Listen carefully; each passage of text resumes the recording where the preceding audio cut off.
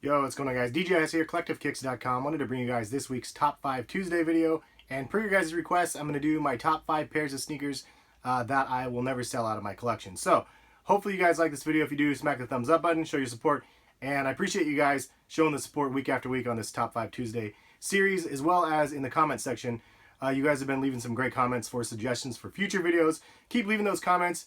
I definitely go through that list before I make my videos for the next week. So, with that being said, let's go ahead and get into it. So my top 5 that I'll never get rid of in my collection.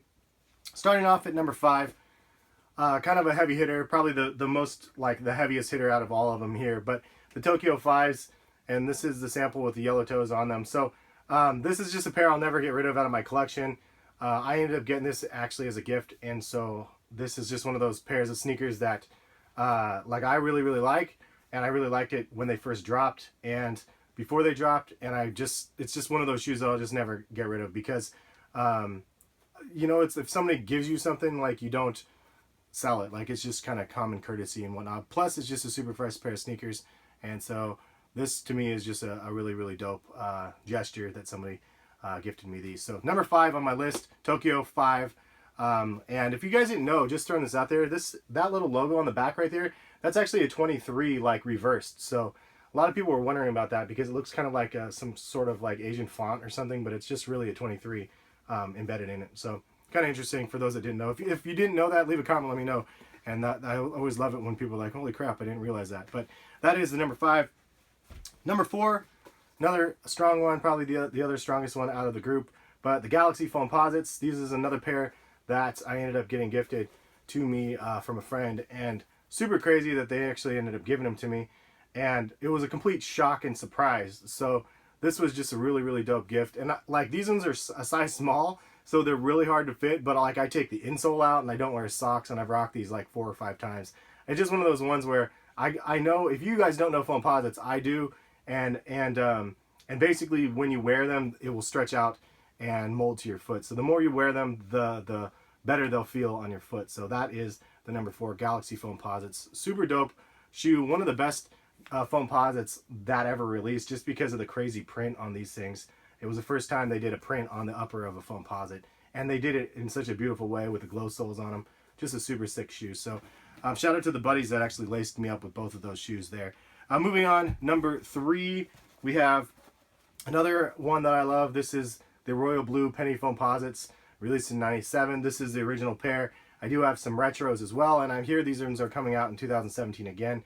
But this colorway in particular was the first colorway that dropped. Penny Hardaway played for Orlando Magic, so I'm assuming that's the reason why it was this metallic blue. But the Royal Blues with the clear soles on them, and then, I don't know, just something about the overall upper and the crazy design of these things were so fresh. And I used to like ball in these like back in the day actually too.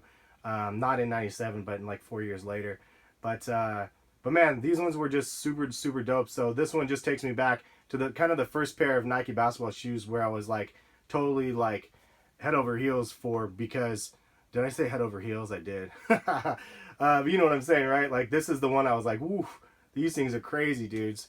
And still to this day, like, the Foamposites are still going strong. So the '97 Foamposites in the original colorway, the Royal Blues. So moving on to the number 2 spots, a shoe that most of you guys won't actually even know what these ones are. But if you guys saw my unboxing videos, maybe you guys would recognize these. These are the Air Prevails, and you can see the pocket on the bottom and stuff. This was a pair of shoes that I had in high school, and I couldn't afford like the more expensive pairs of sneakers. This was more of like a JCPenney sort of pickup. And I still remember, I told you guys in the unboxing video, I still remember one of my teammates who was fairly like wealthy. He was actually rocking these the same time I was when we were playing ball, and it made me feel a lot better because they're kind of cheap shoes, but it was a pair that it was like what I could afford, and he was wearing them and he could afford more, but he chose these ones. So I was like, oh yeah, they're kind of cool then, right? Like, it just made me feel a little bit better about it when you don't have a lot like growing up or whatever. Like, it just makes it nice to know that even though like there's better options out there, these are ones that were dope, and they're really comfortable to ball in. And I played basketball in high school in these shoes. The colorway that I had didn't have the blue accents. They were white and black. I haven't found those ones yet. I'm still looking for the exact colorway, but they're really comfortable. And all in all, it was just a fresh pair of sneakers that surprisingly were lightweight and performance-wise are good. Had a kind of neoprene sock line upper, even though it wasn't like a Huarache, so they said. I don't think it says it on here, but it kind of has that same feel. So kind of again, the discounted version of like a Huarache, but still a really fresh shoe, and one that I don't want to sell just because it takes me back and remember the time when I couldn't afford the other things that that I can now. So that being said, number one shoe, no surprise to longtime subscribers of mine, and newer subscribers are going to be like, what are those? And these are the Pippen Huaraches. These ones are the Air Dynamic Flight by name.